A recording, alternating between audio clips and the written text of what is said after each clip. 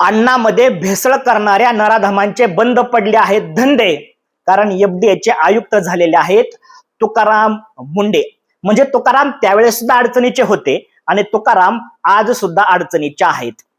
तुकाराम मुंडे जसे एफडीएचे आयुक्त झाले तेव्हापासून महाराष्ट्रामध्ये धाडसत्र सुरू झालं आहे. अन्नामध्ये मोठ्या प्रमाणात भेसळ आढळून येत आहे. म्हणजे महाराष्ट्रातली आजची परिस्थिती अशी आहे की महाराष्ट्रामधल्या निम्म्यापेक्षा जास्त गुटखा विकणाऱ्या टपऱ्या ह्या बंद आहेत. दुधामध्ये भेसळ करणारे नराधम रस्त्यावरती टँकर उभा करून पळून जात आहेत. मंदिराच्या बाहेर पेड्यामध्ये भेसळ करणारी लोक पेड्यांचं पातेलं घेऊन पळून जात आहेत. तर कित्येक मेडिकलवाले आपल्या एक्सपायर झालेल्या गोळ्या बाजूला काढण्यामध्ये मग्न आहेत.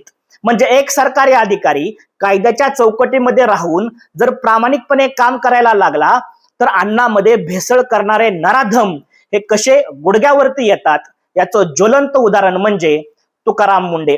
खर तर महाराष्ट्राला अशा एका तुकाराम मुंडेंची गरज नाही, तर महाराष्ट्राला अशा 100 तुकाराम मुंडेंची गरज आहे.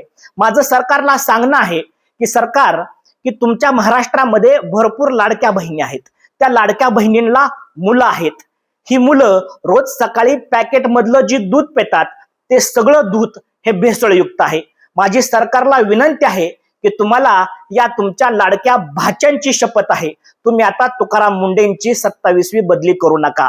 कारण भेसळयुक्त अन्न देणाऱ्या या नराधमांना गुडघ्या वाढण्याचं काम हे फक्त आणि फक्त तुकाराम मुंडेच करू शकतात. त्यावेळेस गाता बुडावल्या इंद्रायणीत, आज बदल्या केल्या अगणित, पण निश्चयाचा पाया खचला नाही.